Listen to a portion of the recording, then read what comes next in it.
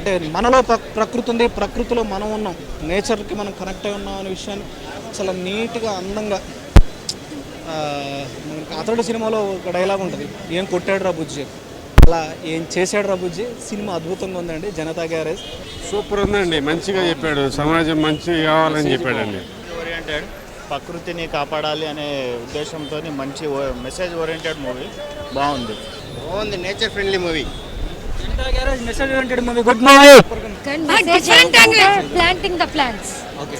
Very good message. ఇప్పుడు ఈ సమాజంలో జరుగుతుందంటే మంచిగా షూట్ చేశాడు, ఒక డిఫరెంట్ యాంగిల్ పిక్చర్ తీశారు. హ్యుమానిటీ గురించి చెప్పారు. The most thing the society needs now is right now about the pollution, about the peoples environment, that మనం ఇది ఫ్యూచర్ వాళ్ళకి ఇస్తున్నాం అనే ఒక కాన్సెప్ట్. ఇంకా సినిమాలో నేచర్ గురించి బాగా చూపించాడు. సినిమా కూడా super hit. Thank you very much. Save the nature.